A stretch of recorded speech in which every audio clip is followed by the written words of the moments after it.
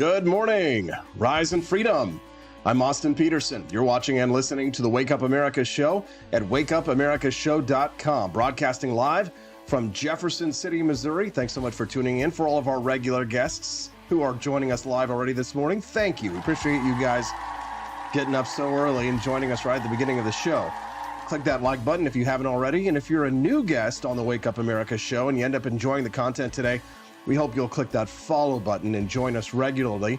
The show schedule is Mondays through Fridays from 7 to 9 a.m. Central Time, a 2-hour tour de force of libertarian goodness. So we hope that we'll capture you as an audience and you'll come back and join us and make some friends. Drop a comment down there in the chat. All right, well, we've got a lot to go. Did you see that disastrous interview that Joe Biden did with George Stephanopoulos last week on ABC News? It was supposed to allay many of our fears about how he performed in the debate against Donald Trump. But for many people now, well, many prominent Democrats are out there calling for him to step down, including Stephen King, if you can believe it, that bastard. Let's talk about another man. Let's talk to another man from Maine who is going to be at the Republican National Convention this coming week, as well as Freedom Fest. His name is Eric Brakey, Senator Eric Brakey of Maine, joining us live right now. Eric Brakey, do you claim Stephen King?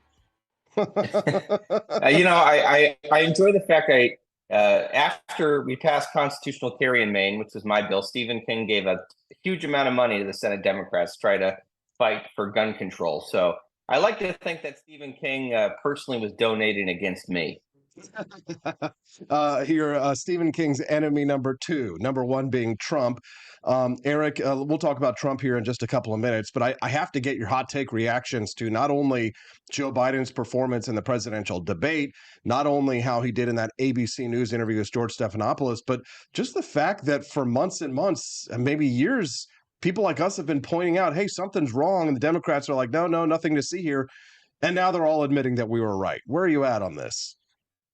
The emperor has no clothes. We've been saying it for years. Now everyone knows that he's naked, and the media has been gaslighting us all the way along, telling us not to believe our own lying eyes. We could all see it, we could all hear it, and but we were assured that behind the scenes, when you don't see him, he is so sharp.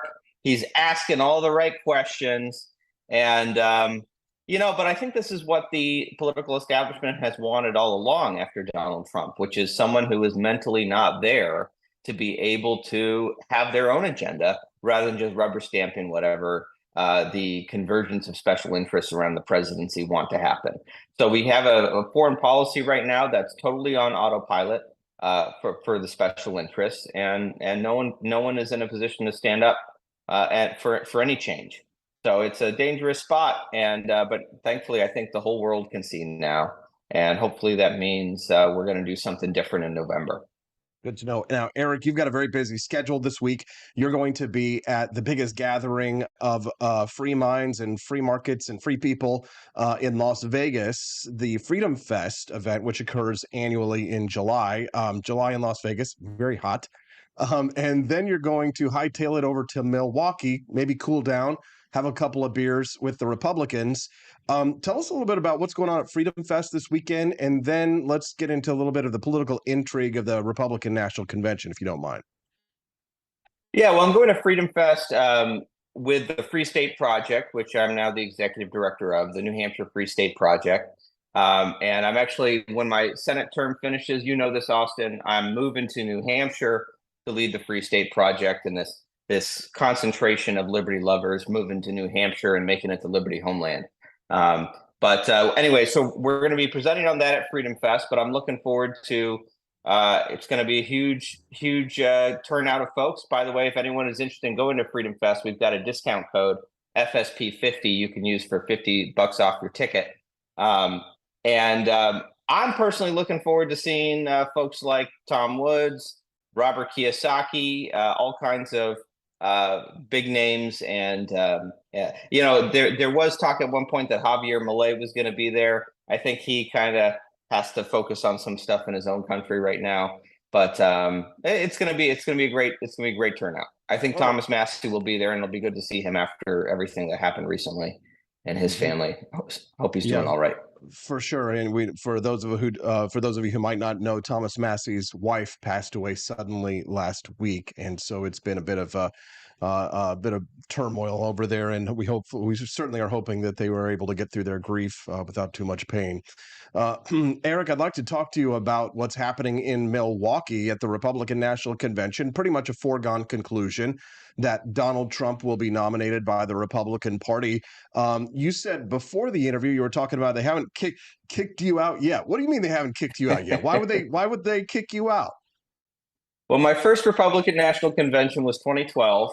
That was the year that Ron Paul supporters took over the main Republican Party and elected Ron Paul delegates to go to the convention. Mitt Romney wasn't very happy with that, so he had the RNC kick a bunch of us out, take our delegate seats away, give them to Mitt Romney supporters, and then get this: they changed the rules. This guy Ben Ginsburg, who is like the top Mitt Romney lawyer, they crammed through a rule change to prohibit unbound delegates at any point in the future because Maine went as unbound delegates, and they didn't like that. And the terrible irony that the neocons created a trap for themselves, because 4 years later, when Donald Trump had all the delegates, but they were all bound to him, but they didn't personally support them, they wanted to unbind the delegates. So here it is. They changed the rules to try to smash the grassroots uprising that happened in Maine. And then they became victims of their own rules, stuck with Donald Trump, and they couldn't change it. And here they are. I like to think that Ben Ginsburg is just living in a hell of his own making. And, there's a certain tragic irony in it. I really enjoy very much the bastards getting what they deserve. However you feel about Donald Trump, he certainly is a certain degree of vengeance personified against the neocons, which I enjoy. Yeah, no kidding, Eric. Absolutely. We'll give you a round of applause. Hit the applause button there. Oh. Same. I'm right with you, Eric. You and I have been in this fight for a very long time. You got into it, Ron Paul, 2012, or were you there with the OGs in 2008?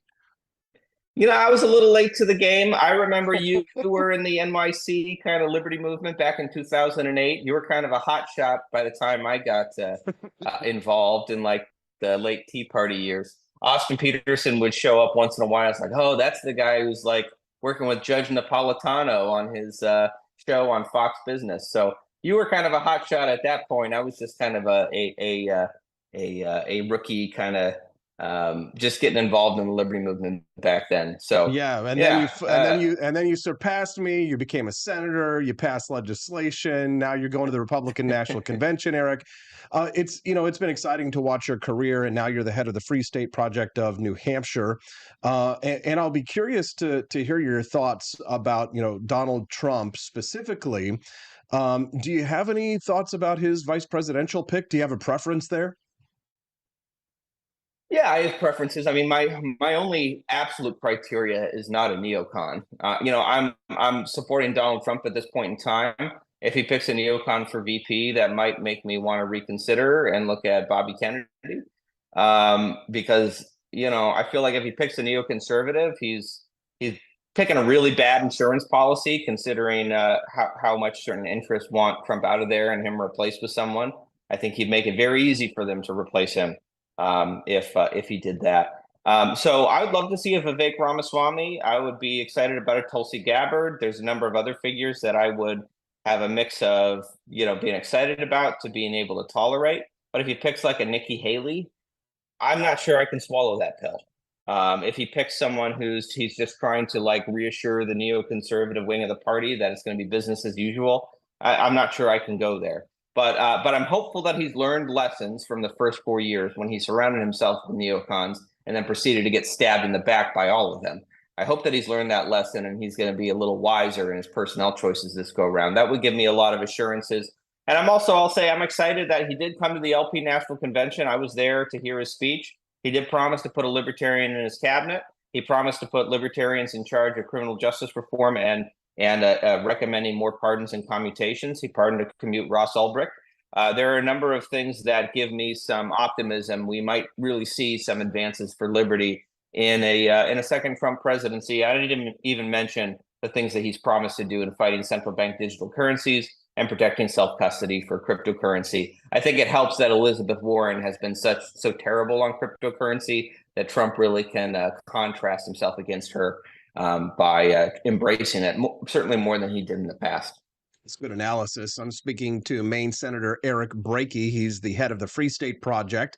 He's going to be in Las Vegas for Freedom Fest this week, as well as at the Republican National Convention in Milwaukee. He's got a busy week, so we're glad that he took some time to share with us this morning. If you have a question for the senator, you can send us a text at 573-319-1586. Again, the text lines are open. You can text us anytime at 573-319-1586.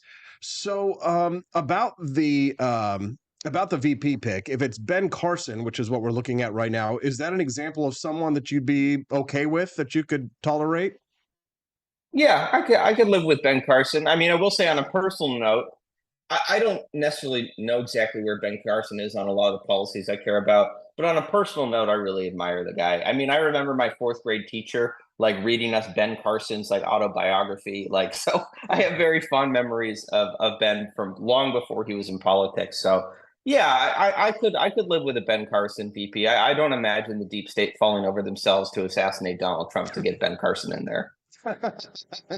Eric, well done. The Liberty Movement has had its ebbs and flows. Back in 2012 to 2016 were sort of the glory years for the Liberty Movement. Many of us united under the banner of Ron Paul and other candidates, people like Thomas Massey and Justin Amash and Senator Rand Paul. And we were successful at getting them into Congress. And unfortunately, we did lose Justin Amash.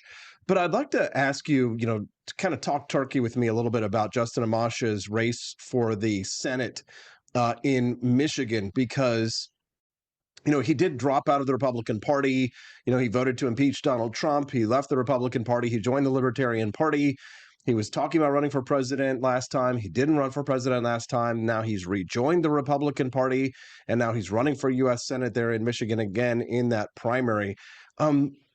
What are the odds, you think, for that Justin Amash has there in Michigan? Now, don't pull a Han Solo and say, "Never tell me the odds, kid," because we do have to look at political reality here in this situation. So, give us your take on the Justin Amash candidacy in Michigan.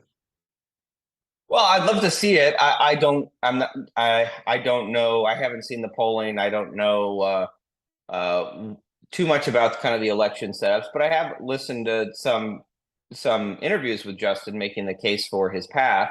And it does sound like in Michigan, they have open primaries, so anyone can vote.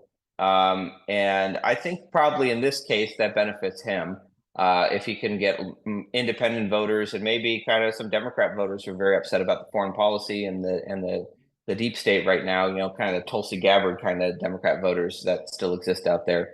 So the fact that there are kind of open primaries in Michigan does suggest to me that there is that works to his advantage.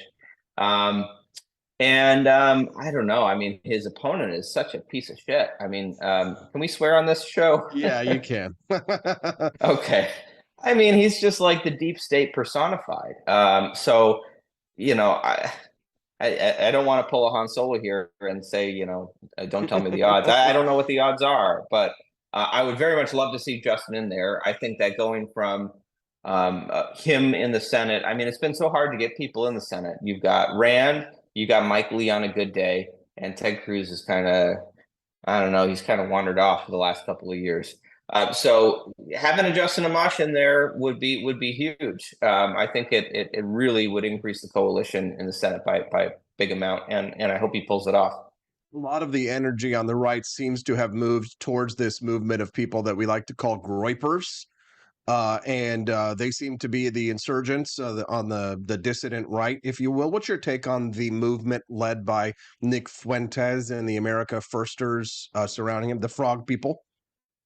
Oh, I only know a little bit about them. I mean, I appreciate any group that is focusing on a non-interventionist foreign policy and trying to, whatever disagreements we might have on other issues, whether they be social issues or economic issues. One of my top issues is war and stopping the war machine. And so I appreciate any group that is at least shifting narratives in the right direction there.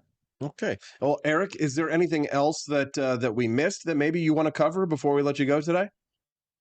Well, I would just say, I am moving to New Hampshire to lead the Free State Project. Austin, I wonder, we just had the Porcupine Freedom Festival. I wonder when we're going to get you up to Pork Fest one of these years.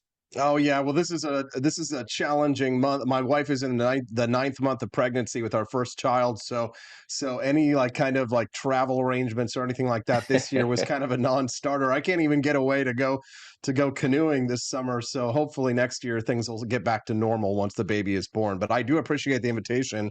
I'd love to bring my whole family to Porkfest one year because I went there like 10 years ago and had an absolute blast. So I'd love to see you there, Eric, and thank you for the kind invite. Safe travels, and do us a favor and tweet a lot from the Republican National Convention. Let us know what you're seeing while you're there, okay? All right, I'll do that. And see you at Pork Fest in the future. We do a lot more activities for families these days. That sounds great, Eric. You have a wonderful day, and thank you for all you do in the fight for liberty. You've been in it a long time, and it's certainly been great to watch you grow in the freedom movement. Have a great day. Thank you, Austin. Let's give Eric Brakey a round of applause, shall we? Getting up so early and joining us. We appreciate him very much. If you're just tuning into the Wake Up America show, good morning. I'm your host, Austin Peterson. Glad and thankful to have you here. This is the silly shirts but serious coverage show. You know what I'm saying? Hope you guys enjoy it. It's a lot to look at early in the morning, but that's kind of the point, right? Wake up! Why don't you put on a little makeup? Why don't you put one over here?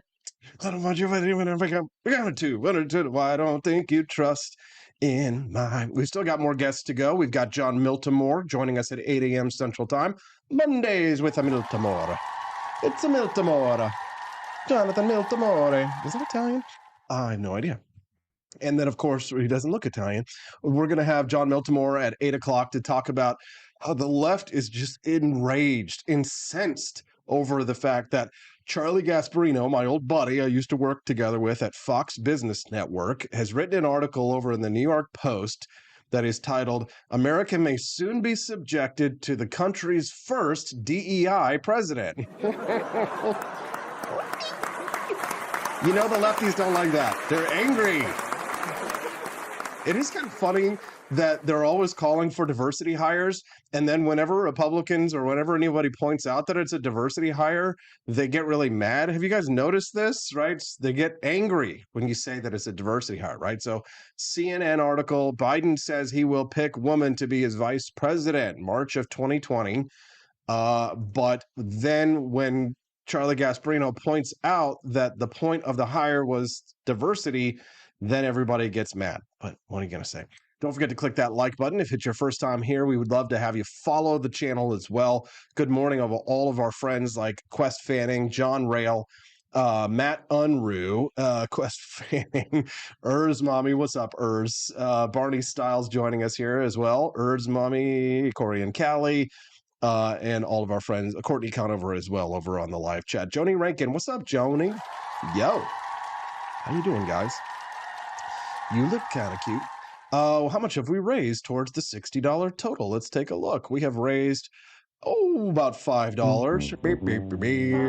That's okay. It's only been 20 minutes. If you'd like to see today's bonus content instead of watching commercials, then don't forget to get those Rumble Rant donations in. Today's a great day to visit the For Liberty shop, and let me tell you why. Because not only we have an incredible collection of summer can koozies that I think you guys are going to like, including our Javier Milei Afuera koozie, Freedom Rocks, George Washington with the Zoomer haircut, the Trump 2024 koozies, like with him, like the shark from Jaws, are selling very well. The only good fed is belt fed, which I think is quite clever. 7 beers ago.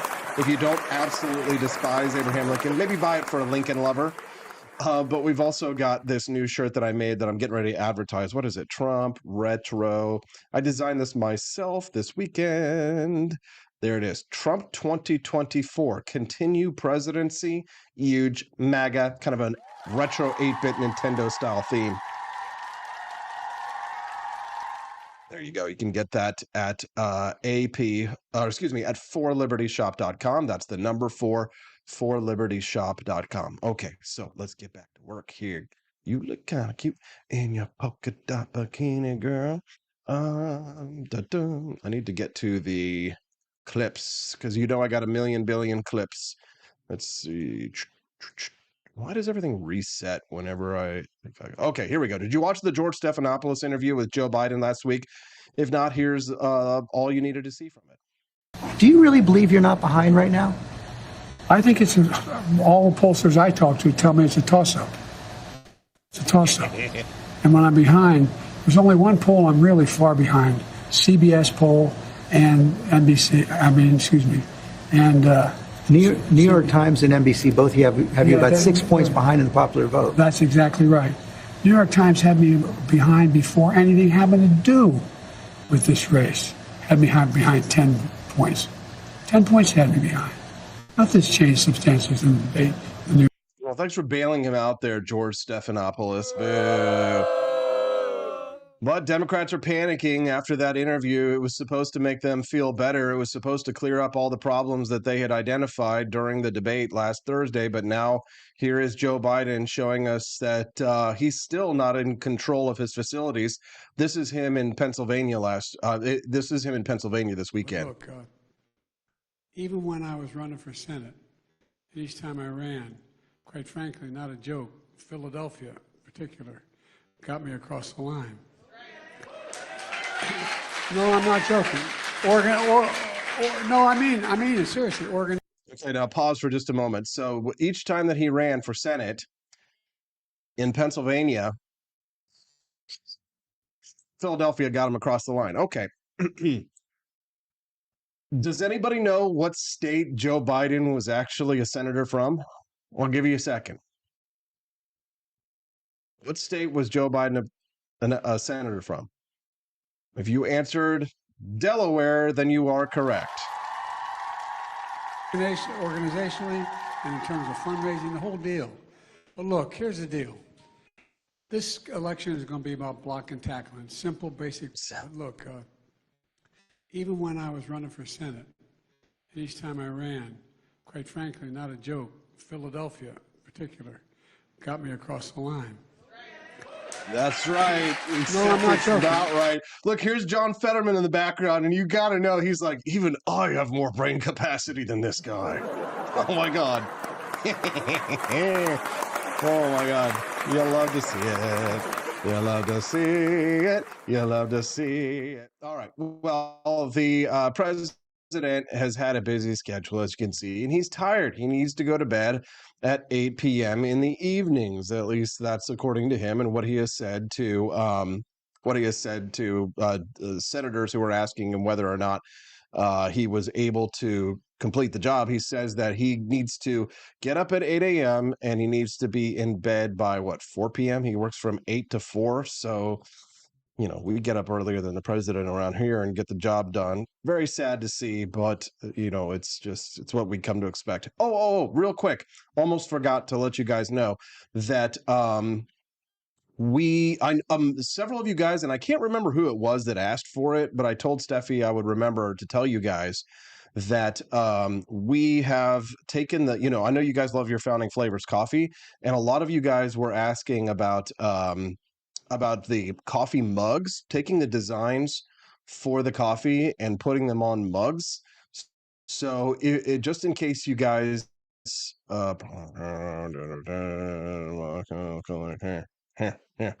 just in case you guys are interested, we have the Founding Flavors coffee mugs now available. So if you guys are interested, make sure you check those out real quick. Hold on, let me pull up a transition and show you the coffee revolutionary roasts. So here you go. Yeah, I can't remember who it was, but it was somebody in the chats last week were like, you should take the designs and put them on coffee mugs. So there you go. Thomas Paine, Betsy Ross, Benjamin Franklin, Thomas Jefferson, George Washington, John Adams, and James Madison. You're welcome.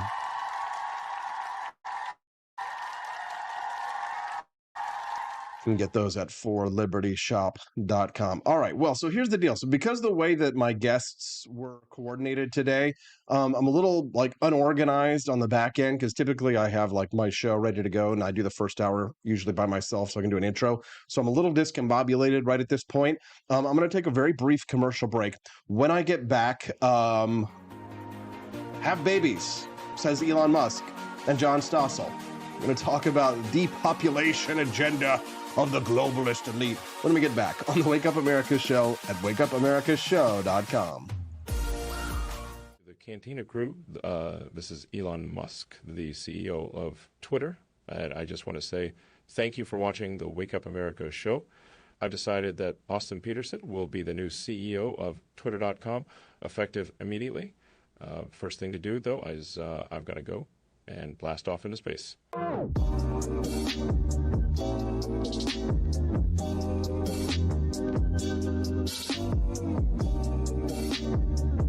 If there wasn't going to be somebody who was a fiery champion of liberty, somebody who would get out there and who would be aggressive, and if they wouldn't do it with more fire or passion than I had, then I would go and I would fight this battle for us.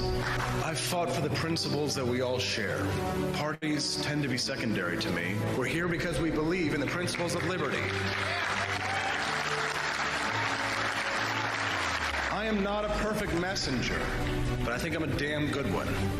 This is a replica of our first president's flintlock pistol.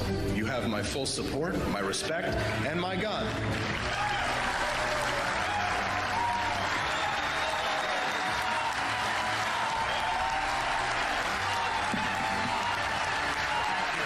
I think that at the heart of my philosophy is much more libertarianism than well, that's the fashionable word these days, I guess. A conservative is no longer just that. He's a libertarian.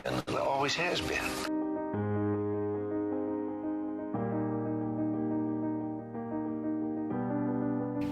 Yet any time you and I question the schemes of the do-gooders, we're denounced as being against their humanitarian goals. They say we're always against things, we're never for anything.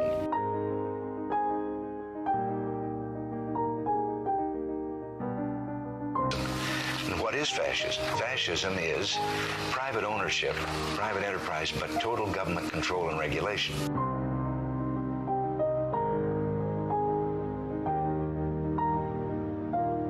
Well, the trouble with our liberal friends is not that they're ignorant.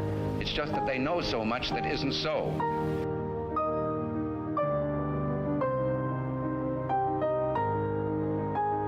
If we lose freedom here, there's no place to escape to. This is the last stand on earth.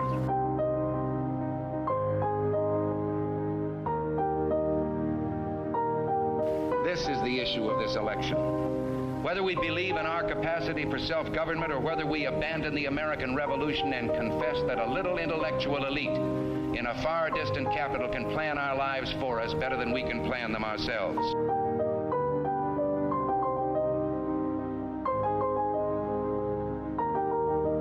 The conservative, so-called, is the one that says less government, get off my back, get out of my pocket, and let me have more control of my own destiny.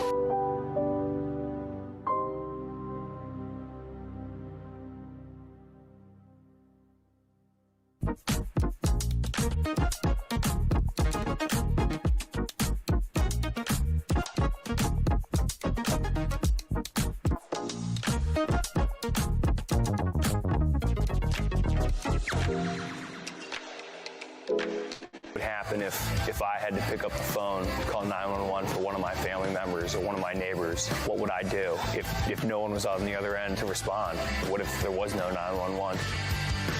You can be a part of the solution. Anybody can be a firefighter. Male, female, younger, older. We have school teachers. We have leaders in business. Is me, you, anyone that wants to be. There is no typical firefighter. Do you hate the deep state? Do you reject the Antichrist in all his ways? Do you believe that aliens controlled LBJ to assassinate John F. Kennedy? Did you know that the shot can put chemicals in you that will make you more sensitive to 5G? Do you love America? Do you want more freedom? Do you like smoking hot red-headed libertarians? Then the AP for Liberty shop is for you! Check out all the awesome new merch and have a happy new year! Fight the deep state, reject the Antichrist. Visit AP for Liberty shop and get your patriotic merchandise now, or the deep state wins.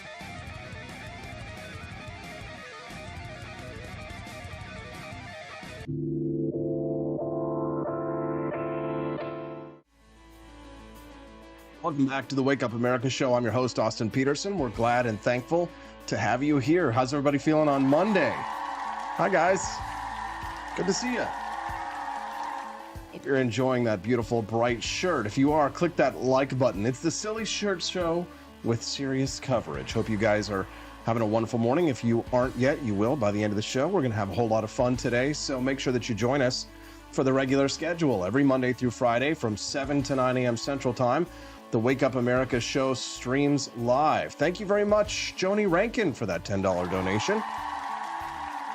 Appreciate you guys. We appreciate you very much. Oh, let me turn on the comments so you guys can bask in your glory. Turn on the chat. Here we go. One of these days I'll have a producer. Till then, it's just up to me. Joe Biden went to a black church yesterday. And, well, I guess a lot you can say. I think that the videos will speak for themselves. Take a look.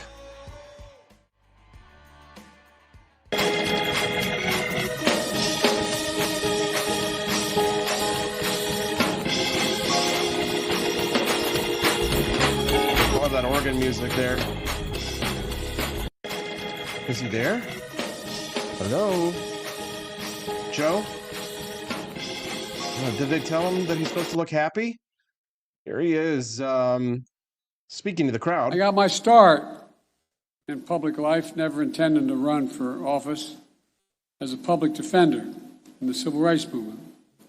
And I was no great shakes, but I worked hard in Delaware. And I used to go to 7:30 Mass in my church, and then I would show up at Reverend Beeman's, now Bishop Beeman, church, AME church in Wilmington. Get ready to go out and make the plans for what we're going to do to change the situation. So it really is good. At the cross where I first saw the light and the burdens of my heart rolled away.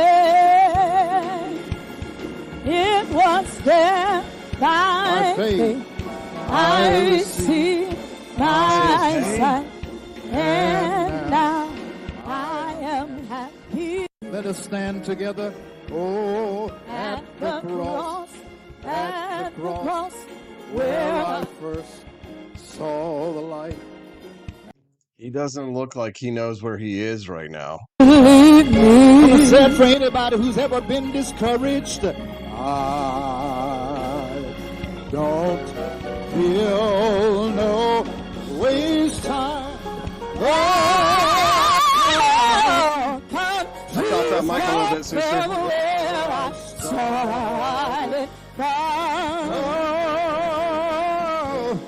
Nobody told me that the road. Lights on, nobody's home there. America,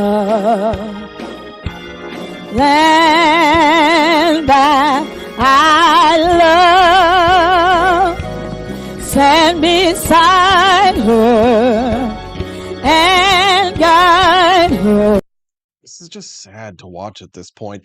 At a separate rally there in Philadelphia, Biden was greeted by a young black woman who was very excited to see him until this happened. Watch the look on her face.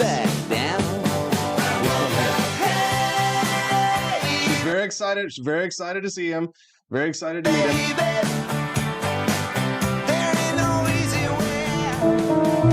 So look at this woman. She's got these giant vagina earrings. Ugh. How did I not notice that the first time I watched it? Look at this. This is how demented. This is how demented the left is. For some reason, women feel, if you think that it's a joke that women vote with their vaginas, it's not. Not all women, of course. There's plenty of conservative and libertarian women who are watching this show. But this is what you're up against. You are not the majority. This is the majority here of your gender here. Look at this. I mean, isn't this embarrassing? Like, wouldn't you be embarrassed to show up in public? Can you imagine what would happen if I walked around with giant penises hanging from my ears? how they would treat. She's meeting the president of the United States with a uterus on her ear. I mean, it's funny, but it's sad and gross. Disgusting. Look at this girl's face. Watch it. She's so happy. She can't wait to meet him. Look at her smiling right there. She's so glad. Here's Vagina Woman here in the back. She says, oh God, it's just gross. Weird. Disgusting. Absolutely disgusting. If you're just tuning into the Wake Up America show, good morning. Don't forget to click that like button and subscribe to the channel by clicking follow over at rumble.com. It's nice to see a bunch of our regular guests this morning. Let's check the text message this morning and show your tats on your vagina. You can send us a text at 573. Show us your tats in the text at 573-319-1586. That's 573-319-1586. Let's go to a Democrat rally and show your tats on your vagina. Let's see. What do you think, guys? Shall we go to a Democrat rally and we'll be a transgender? We go to the White House and pull out our tits and wear vagina earrings. Now, listen, you're like, Austin, why are you saying these words and talking like this on your podcast? It's usually so clean. Listen, this is a person in public. This is what they're doing in public. I'm just reporting on what's happening. All right? You don't find me like starting this stuff. You're going out in public and just dropping the F-bomb or swear words and stuff like that, only when it's warranted. You know what I'm saying? You know what I'm saying? America This is a great is place, a nation that can be defined in a single word. I was going to put him Yeah. I was watching the Sunday shows this weekend. J.D. Vance, one of the top picks, potential picks for Donald Trump's vice presidential spot, was being interviewed about whether or not he thought that Donald Trump would weaponize the DOJ to go after his opponents. Democrats ask these kinds of questions without a hint of irony. Watch this. With that case in New York. Can you stick to the substance of the question, though? Let me just ask, because I just want to stick with this line of theory that you are laying out, which is you are saying it's not okay for Joe Biden to weaponize the Justice Department. If it's not okay for Joe Biden to weaponize the Justice Department, as you say, which there's no evidence of that, why is it okay for Donald Trump to do that? Well, Kristen, first of all, you said that it happens all the time, that the number 3 person in the Department of Justice jumps ship to join a local prosecutor's office to go after the president's political opponent. I don't think that's ever happened in the history of American democracy, and I don't think that we should legitimize it. Now, if Donald Trump's attorney general had his number 2 or his number 3 jump ship to a local prosecutor's office in Ohio or Wisconsin, and that person then went after Donald Trump's political opposition, that's a different conversation. Senator, all he's suggesting is that we should investigate credible arguments of wrongdoing. That's all that Donald Trump is saying. That is not a threat to democracy. That's merely reinforcing our system of law and government. Bottom line, you are okay with Donald Trump appointing a special prosecutor to go after his political enemies, which would include Joe Biden. You're just, to button that up, it sounds like you're saying yes. Let me move on, though, to my next question. Wait a minute. What just happened there? Okay. Give me 2 seconds here just to process this. So you're saying it's not okay for Joe Biden to weaponize the DOJ. Why is it okay for Donald Trump to do it? This is classic Democrat gaslighting. Accuse the Republicans of what they themselves are doing. With that case in New York. Can you stick to the substance of the question, though? Let me just ask, because I just want to stick with this line of theory that you are laying out, which is you are saying it's not okay for Joe Biden to weaponize the Justice Department. If it's not okay for Joe Biden to weaponize the Justice Department, as you say, which there's no evidence of that, why is it okay? There's no evidence of that. There's no evidence, despite the fact that Joe Biden's number 3 at the Department of Justice left one of the best jobs that you can get, one of the highest jobs you can get, to take a lower job in the Manhattan District Attorney's office so that they could, prosecutor's office, so that they could go after Donald Trump. There's no evidence of that, despite the fact that there is evidence of that. It's okay for Donald Trump to do that. It's okay, but Donald Trump hasn't done it. So they're terrified that Donald Trump is going to do it. Here's the thing, like, why won't Donald Trump do it? For the love of God, right? He said he would. Remember when Hillary Clinton would go to jail and then he was like, he acted all nice and kind and he let everybody off? I think that was probably a mistake. I think that was probably a major mistake. Thank you to those of you who are going over to For Liberty Shop this morning, buying yourself some awesome gifts over at forlibertyshop.com. Looks like we raised $30, $40, $50, $60 so far today. Way to go, guys. You get to watch the bonus content. Let's finish this clip real quick because this is just a masterclass in political gaslighting. Well, Kristen, first of all, you said that it happens all the time, that the number 3 person in the Department of Justice jumps ship to join a local prosecutor's office to go after the president's political opponent. I don't think that's ever happened in the history of American democracy, and I don't think that we should legitimize it. Now, if Donald Trump's attorney general had his number 2 or his number 3 jump ship to a local prosecutor's office in Ohio or Wisconsin, and that person then went after Donald Trump's political opposition, that...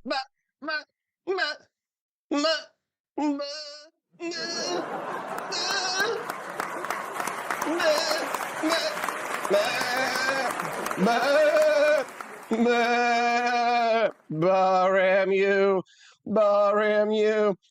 Good morning, Courtney Conover. Nice to see you here, as well as Quest Fanning, Luke Sacker. What's up, everybody? Good news for you. You've unlocked the bonus content, which means that you get to watch that instead of commercials. The bonus content today.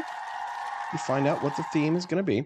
Did you hear the story about this local radio host who says that they were given questions ahead of the Joe Biden interview? Yes. So a second local radio host, not just the first one. There was a radio host who actually had to step down. She says she stepped down from her job at this local radio station. But my guess is that she was like asked to step down when he went on a black radio station in Philadelphia, and apparently they were giving cue cards to this radio host to ask questions of the president. This is the interview that she had after she stepped down on CNN. Take a listen. Something, I listened to both of them, and there's something that's similar here. You each were, you asked 4 questions, and maybe that's what you were allowed to ask by the campaign or the White House. But they were essentially the same questions, both interviews, about accomplishments, progress in your respective state, what's at stake in the election, what he has to say about his debate performance, and what he would say to voters who think their vote doesn't matter or might sit this election out. Were those questions given to you by the White House, or did you have, or the campaign, or did you have to submit questions ahead of this interview? The questions were sent to me for approval. I approved of them. Okay, so the White House sent the questions to you ahead of the interview?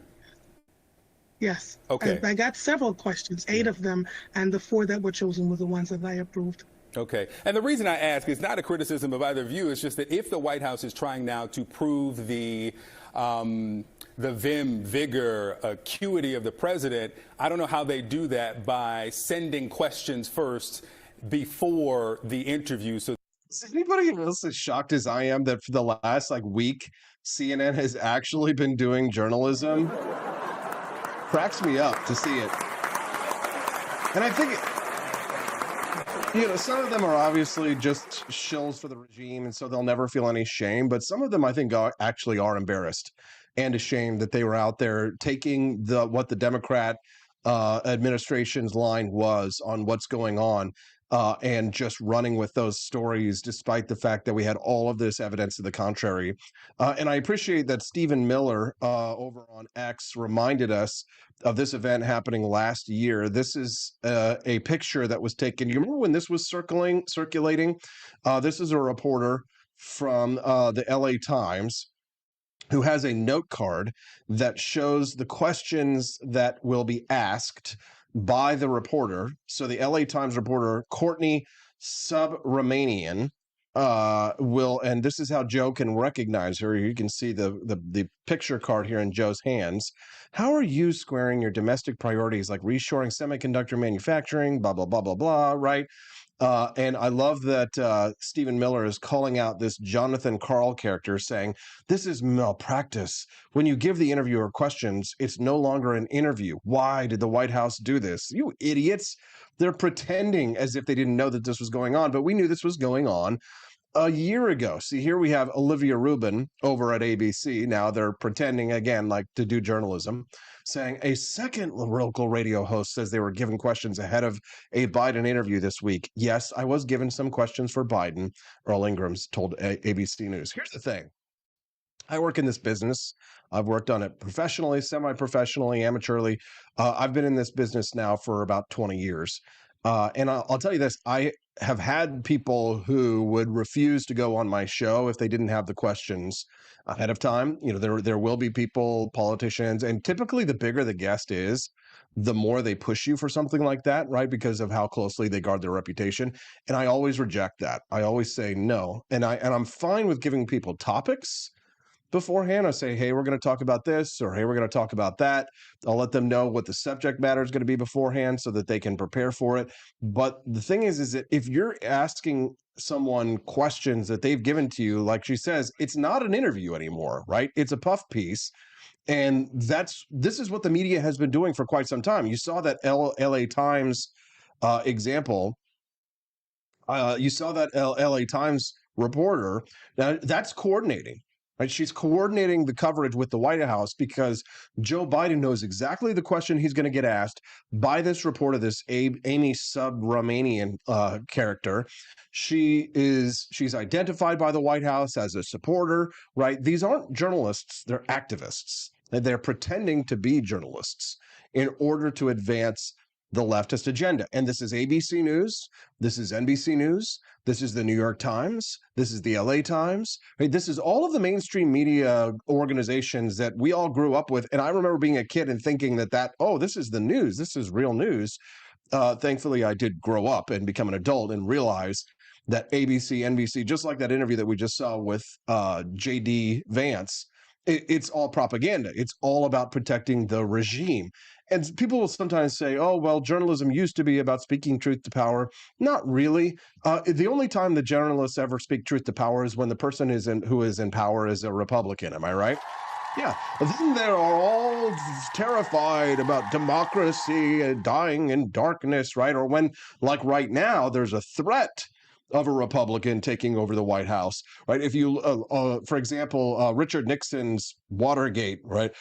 Oh gosh, we're fighting for democracy. We found some corruption in the Republican regime, and it's corrupt, and we're going to bring down that regime. It's just hilarious how the double standard is in the open, and the hypocrisy is part of the strategy, which is actually why, for myself, I actually don't mind a little bit of hypocrisy when it's done so in a manner that is deliberate, right? So that the left can be hoisted by their own petard on the double-edged sword of hypocrisy, meaning that the left allows everything when it's done by other leftists. Look at France, for example, Paris being burned down overnight because the left won the elections yesterday, and they still rioted and destroyed and burned and looted. Okay, so that will be allowed, that will be acceptable, right? But if any right-wing revolutionaries or people bearing the flag of France, anybody who is to the right of Joseph Stalin happened to do anything similar, right? It would be headlines for nothing that the right does is allowed. Everything that the left does is acceptable, right? So I like to blatantly and proudly display a little bit of hypocrisy to make the point, because it drives them insane. When you use their own tactics that the left employs against them, they can't stand it. They can't take it. If you use their own tactics against them, they start to malfunction. The NPC brain gets broken. You have to employ the tactics of the left against the left because they are effective. There's a reason that we've had Democrat rule in this country since the late 1800s, and it will continue to be that way until we start to fight fire with fire. I'd love to hear your thoughts on this. You can send us a text at 573-319-1586. Again, the text lines are open. I always check them. Let me know. 573-319-1586 is the text line, and I will check those texts. It's a little tough sometimes during the show to make sure that I've got everything in line. Joni Rankin and Quest Fanning both made donations, and people went to forlibertyshop.com. So make sure that you guys visit that while we go to our break here in just a couple of minutes before we have John Miltimore to talk about this headline that is driving the left absolutely bonkers. And the headline is by Charlie Gasparino, my old buddy. America may soon be subjected to the country's first DEI president, Kamala Harris. And they're freaking out over this.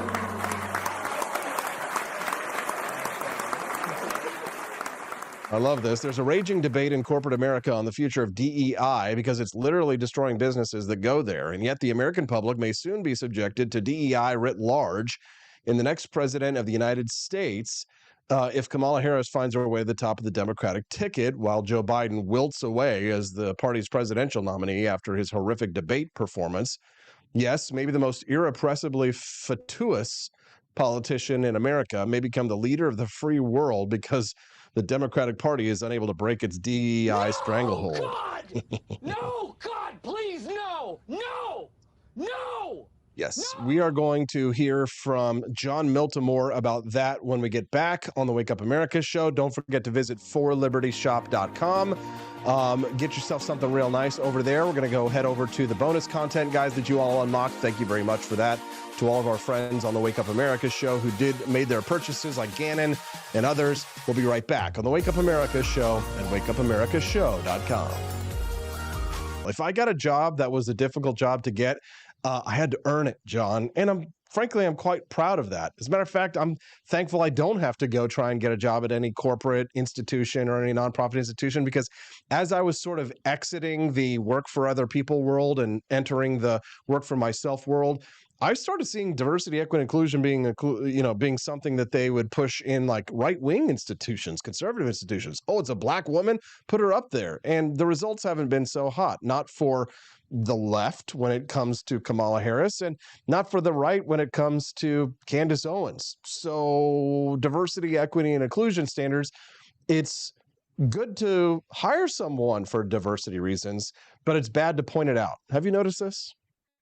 Yeah, I think you're getting at kind of a larger unintended consequence of these affirmative action style policies, and it's really a disservice in many cases to women and people of color and diverse communities, because then they're looked at as like, well, they didn't actually deserve that, or they and they very well may have, right? But they're looked at maybe as they were hired for those reasons. There's a great skit on Curb Your Enthusiasm. This was, probably 15 years ago, where Larry David is making a joke. He's like, well, you wouldn't hire, it was a physician who's black. And he said, well, you wouldn't hire, and he's making a joke to Richard Lewis. Well, you wouldn't hire him as your physician, would you?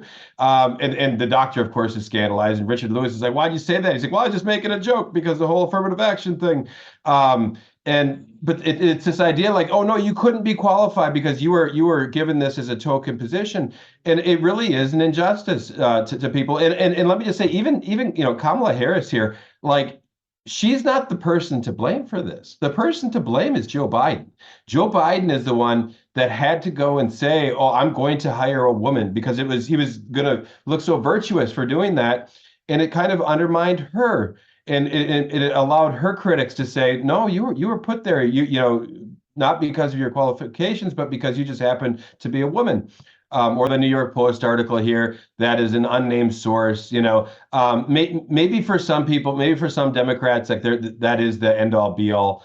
If it is, why did they nominate Joe Biden? Right? Like Joe Biden is a lifelong politician who's white and a man.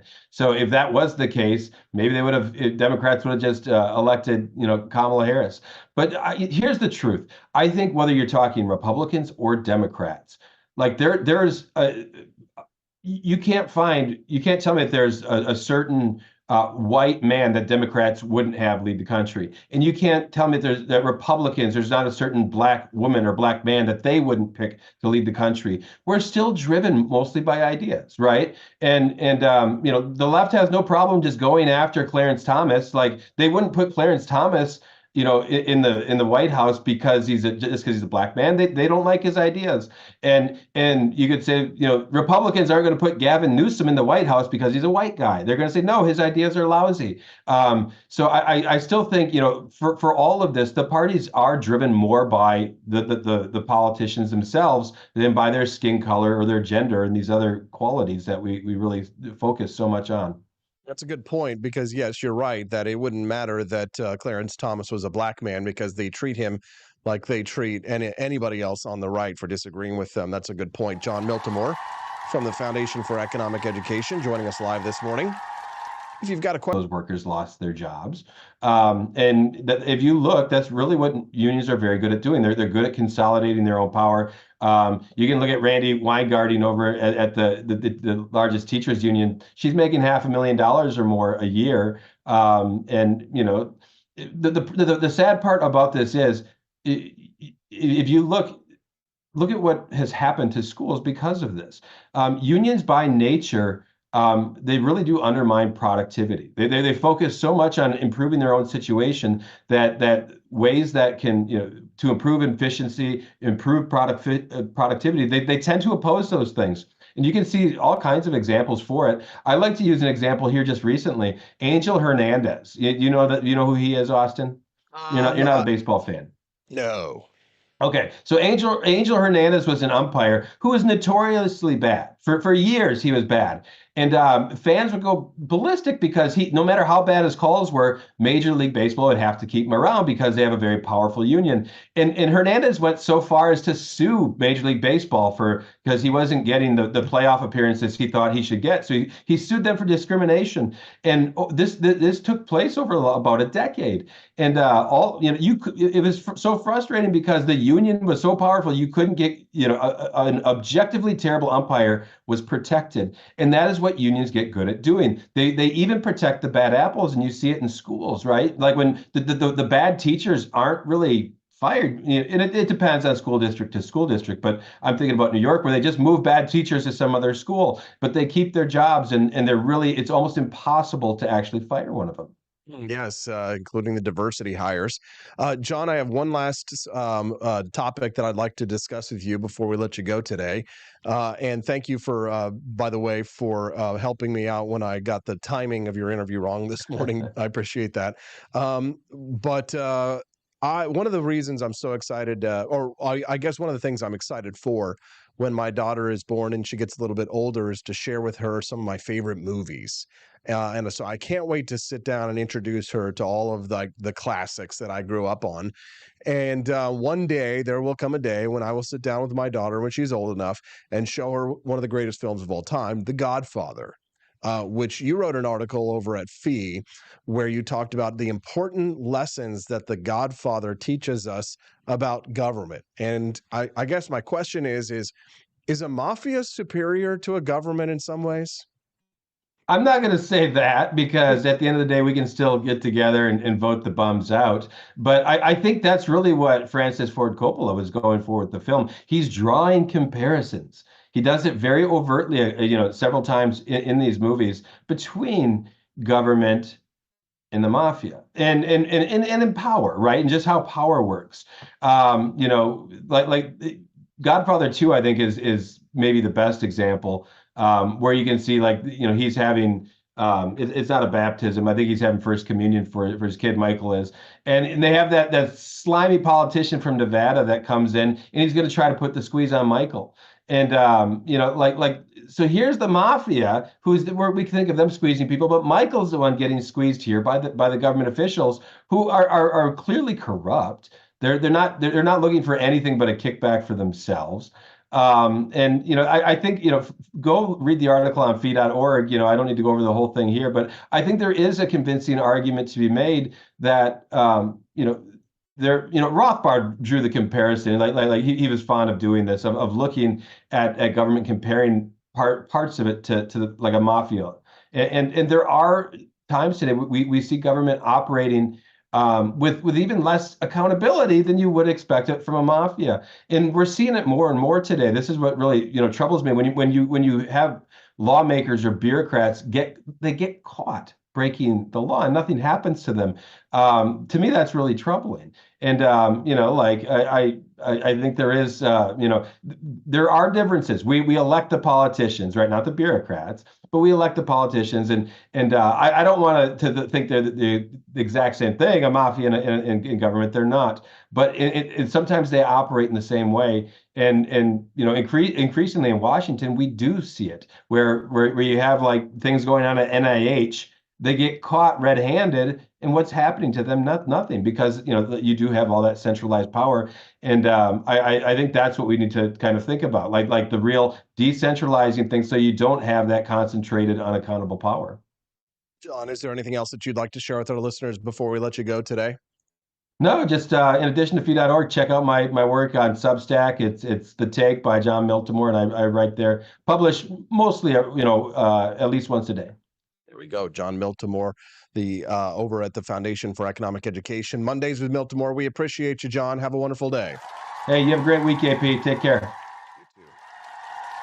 If you like that content, don't forget to click the like button, and don't forget, of course, to click the follow button if it's your first time here and you enjoy this content. We'd love to have you come back and join us. The Wake Up America show scheduled Monday through Friday, 7 to 9 a.m. Central Time. Here's Democrat Jamie Raskin being asked questions about Joe Biden's age and performance in the White House. I mean, for him, government is just a money-making opportunity for him and his family, and he converted the presidency into an instrument of private self-enrichment. And that is dramatically opposed to what Joe Biden's all about. The government has got to be an instrument for the common good and the public interest for everybody. So the stakes are very clear in the election. There's been, this all comes in a week where there was some New York Post report, inaccurate, false reporting that suggested that President Biden was kind of stalling, where he was paused, he was looking the other way.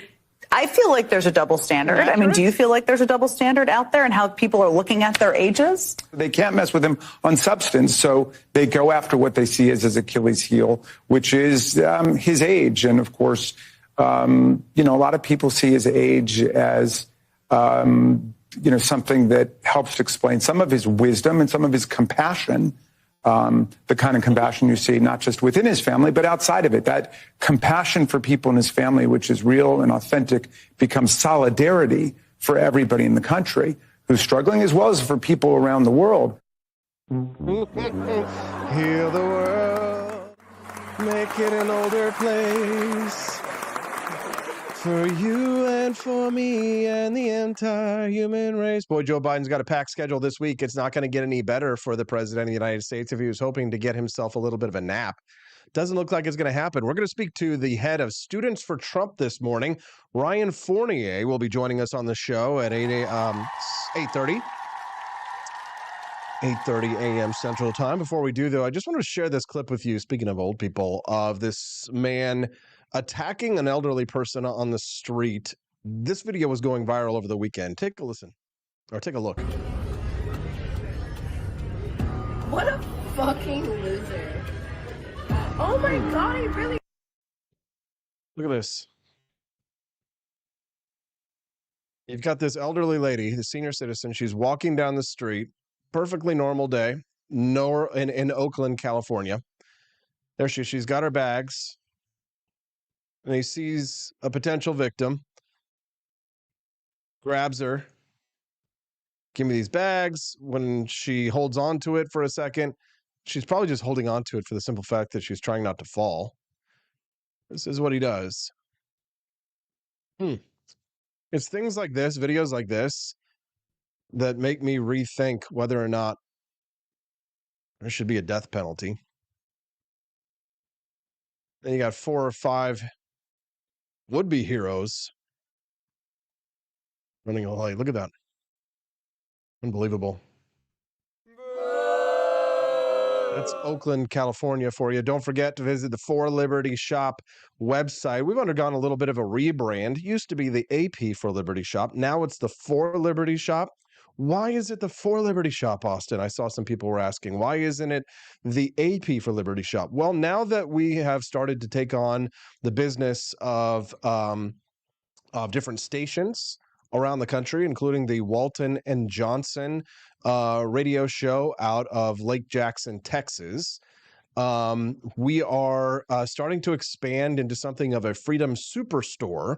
So now that we're taking this over, it makes a lot more sense to make it less about me and more about For Liberty. And I think that that makes a lot of sense. Don't you agree? The For Liberty shop. So I produce merch for them. I handle that for them, all their fulfillment and customer service. And it's a really great arrangement. So now that the For Liberty shop is growing, it's a great way for me to it's a great time for me to rebrand and to help to grow the brand, because I think For Liberty shop is good. And then that way, if some people are like, oh, well, I don't like this Austin Peterson guy, or I don't like AP for Liberty, but if they come here, they're like, oh, it's the For Liberty shop, right? They may not even think about it. So, and we've also got a new mascot, an icon, a new logo for forlibertyshop.com. We've got our Freedom Eagle, handsome fella.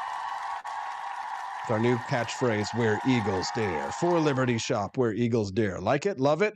Want some more of it? Well, head on over there to forlibertyshop.com. Take a look at all the awesome patriotic merchandise and, of course, our delicious and popular Founding Flavors coffee. Did you know that people told me not to start a coffee brand when I first started this? Yeah. They said that I should not start a coffee business because they said it was too saturated. They said that you're not going to make any money. The margins are terrible. Well, the margins are not so hot. So instead of being like, competing on price, I decided to find the most premium coffee that I could and just compete on quality rather than price. So you will pay a little bit more, but you're going to get higher quality. So my recommendation to you is, if you're price conscious, remember this does include shipping, and if you buy more than one box at a time, then the discounts stack. So you get more cost savings the more you buy. And look at all these incredible third-party reviews that we have here: 5 stars, 4.8, 4.9, 4.8. And these are all independently verified 5 stars from people who have bought it, tried it, and love it. Customer reviews, you can see down here. Madisonian Morning, excellent coffee. You can see these are real reviews from real people who have tried it, love it, and offer their reviews of it. So definitely check that out at forlibertyshop.com. Barney Styles says Austin is going to end up the Bezos of Liberty. Hell yes. How cool would it be, guys? Maybe one of these days I come in and we're valued at 1.5 million or something like that. And then I can just take the money and run and, just go live on a beach somewhere and give my daughter her college fund out of that money. Wouldn't that be nice? Yes, that'd be great. Okay. Ryan Fournier from Students for Trump coming up next to talk about Joe Biden's busy schedule and an abortion bill that wasn't passed as an abortion bill, but was an abortion bill that funds Planned Parenthood, happening here in Missouri. We're going to talk to Ryan about that when we get back on the Wake Up America show. Oh, and I fixed the audio on the bonus content. Enjoy.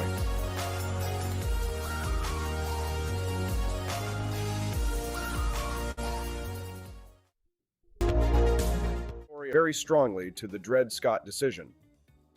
Ironically, in 1857, Irene Emerson remarried Calvin C. Forming this protective circle around Joe Biden.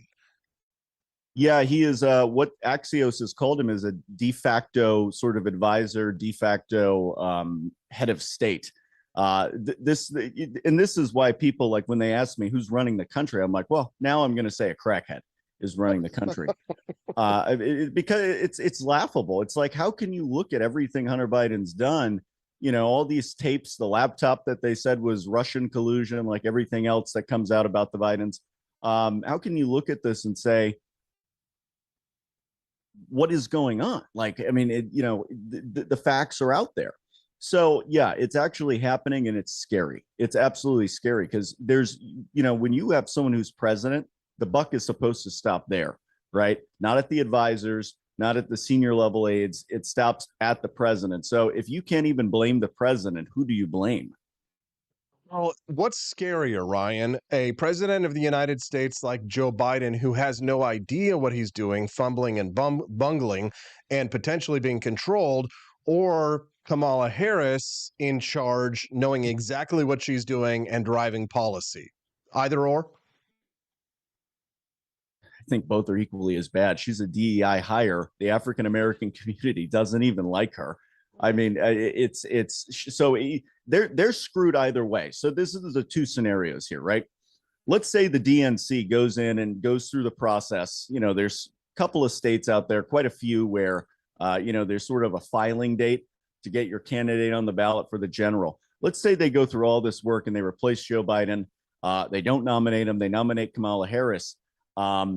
She's also a dumpster fire. She literally couldn't even win her own state. She got like 1% in her own state when she was running back in 2020 or something like that. She's a dumpster fire. All right, I'll leave it at that. I won't go into much more. We've all seen the clips of Kamala Harris and her talking and the cackling and all this crap. She doesn't know anything. She's literally just there for the photo ops and all the invitations she gets. Like a Meghan Markle type is what I compare her to. And then you have Joe Biden, where if you run this guy, he's in cognitive decline. I can't imagine what he's going to look like 2 years from now if he gets reelected. So he's already, falling in the polls. So either way, they're screwed. I think they just need to take the L and accept that they're absolutely screwed. Because if they kick Kamala to the curb, if they get rid of Joe Biden, they kick Kamala to the curb, what's going to happen? They're going to get blamed. They're going to say, "Oh, you're kicking the black lady to the curb," right? So I mean, there's going to be that narrative. So either way, they are absolutely, I won't say it, effed, but it's just inevitable. They need to take the L, move on, accept another 4 years, fundraise, find a new candidate within those 4 years that can actually run and is not somebody like Bernie Sanders or Joe Biden or Kamala Harris. If you're just tuning in to the Wake Up America show, good morning. I'm speaking to Ryan Fournier of Students for Trump, a little bit about the disastrous performance of Joe Biden. And he's also got a difficult week coming up. It's not going to be pretty the next few months. We'll see what ends up happening. And if Joe Biden does get replaced, who they might be replacing him with. Ryan, there was a story that you had reached out to me and brought on my radar, which I was glad that you did, happening in my home state of Missouri, right here in Jefferson City, where I'm broadcasting from. We have a lot of people from the state of Missouri who tune into the Wake Up America show, whose ears are definitely going to perk up when we talk about this bill, 340B, that you are deeply concerned about. Give us a little bit of background on this bill and why you're so concerned about it. Yeah, it has a name that nobody would really understand it unless they kind of looked it up. But even when you look it up, it doesn't really fully say what it does. And I've done the research on this. You have to do some digging unless you know the key terms with it. So what 340B is it's a program, a federally funded program that also works with states. So states also put money into it, but federal funds make up the most of it. And it is basically affordable access to drugs for people at low income, what have you, Medicare, Medicaid. And one of the facets of this is that Planned Parenthood, which we all know who Planned Parenthood is, they use this. And they have about a $500 million budget, most of which is made up of money reimbursed to them via Medicaid every single year. I just looked at the numbers. I think they're about 630 from last year, 630 million. So what this and what they use it for is to take basically abortion pills, right? So every time there's an abortion that happens, the woman goes into a clinic, she's given a pill, right? That pill, I don't know the numbers on how much that thing costs, but through this program, they're able to give it to these women off of federal funding. And now keep in mind, it's not earmarked, right? So let's look at the state of California, right? State of California may give 300 million to this program. We may give 500 million to this program. All right. That's just sort of a number in the air. We don't know how much of federal money is going towards Planned Parenthood performing these abortions and then getting a reimbursement from the 340B program, as to which then we, as and this is sort of a federal thing, or was a federal thing with Roe v. Wade. We don't know where that money's going. So the taxpayer dollars, the bottom line, TLDR, taxpayer dollars are going towards abortions.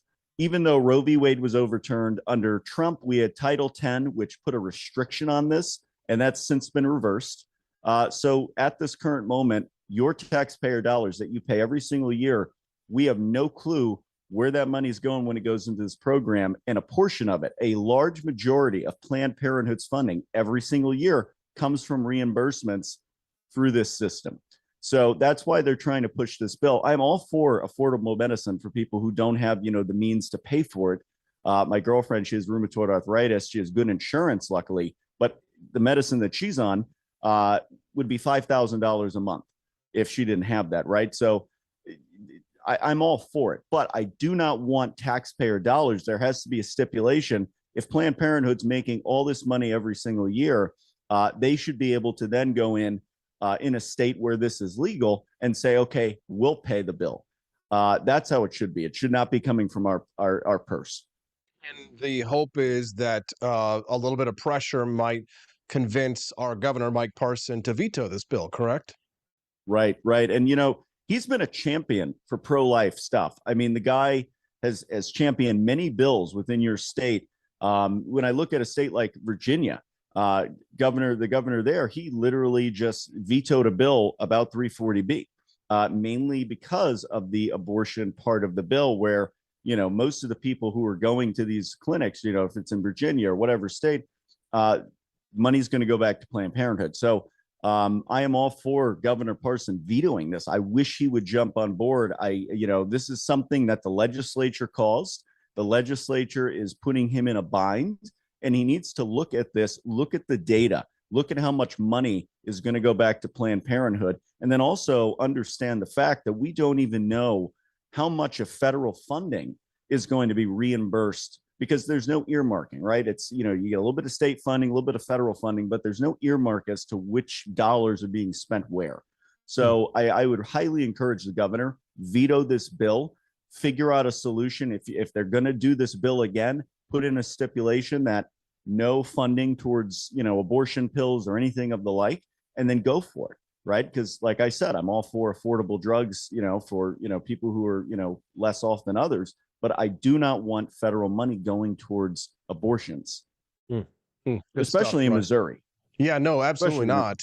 Yeah, we should definitely be standing against something like that here in this state. We are a pro-life state, after all, one of the toughest states when it comes to cracking down on the killing of the unborn. I'll tell you this, just a little bit of a pro tip. We've got a pretty hotly contested gubernatorial primary going on the Republican side of things. Might make sense to make this something of a campaign issue, because if the gubernatorial candidates, Republican candidates, are all taking public positions on something like Now, how am I able to do things like this? Well, yeah, you're sending in Rumble rants every day. You're helping to unlock the bonus content. You're making purchases at forlibertyshop.com, and those absolutely help. They keep the lights on. They keep us going.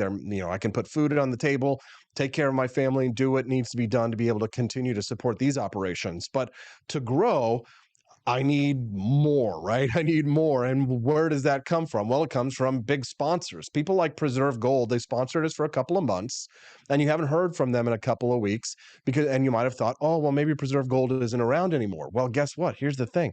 Thanks to Preserve Gold, I have some exciting news. They're back. They didn't leave. It's just they decided to re-up for another month. And that's because people like you have gone to their website that's linked in the description for the show today, or you probably texted the word liberty to 50505 and you got more information about how to buy gold or silver. Some of you probably bought gold and silver because the fact is that they wouldn't continue to sponsor the Wake Up America show if it wasn't for the fact that some of you not only texted the word liberty to 50505, but you actually bought gold or silver from them, which means that they see value here in the Wake Up America show.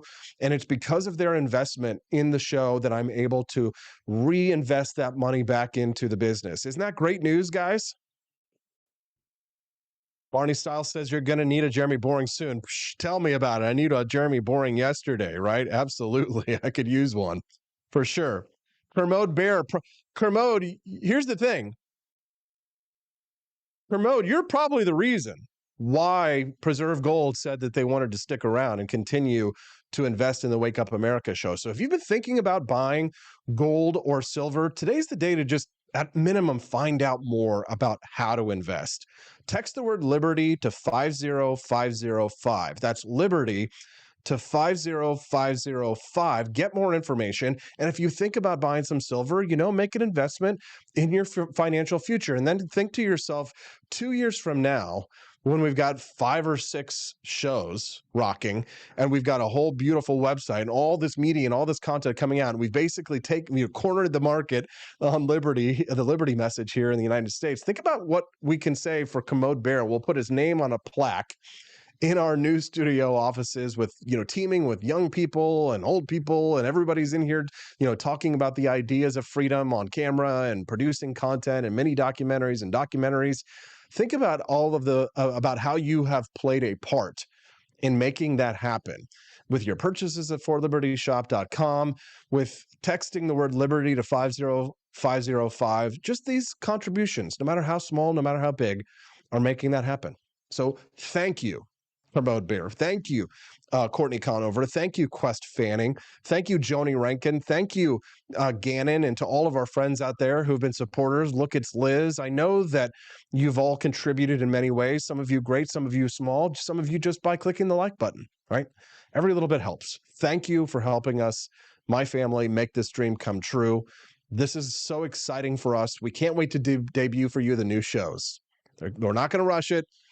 The new network, we've already picked out a name for that. It's coming soon. You're going to see that as well. It's very exciting. Thank you for being a part of it. Don't forget, text the word liberty to 50505. And as you exit through the grift shop at forlibertyshop.com. You guys have a wonderful day, and we'll see you right back here tomorrow on the Wake Up America Show at wakeupAmericaShow.com.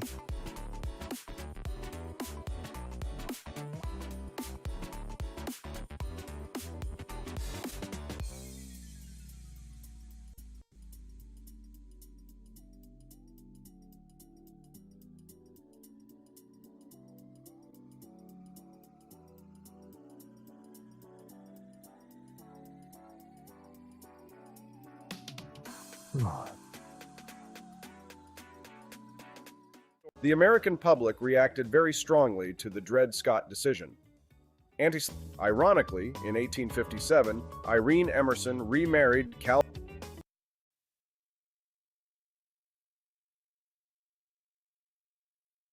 Story of Dred Scott, the slave who would be free.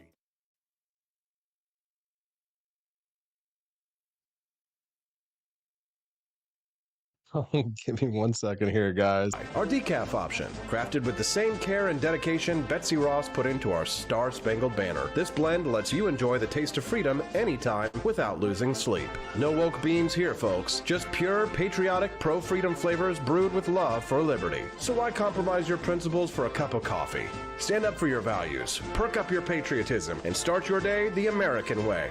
Get your founding flavors at apforlibertyshop.com.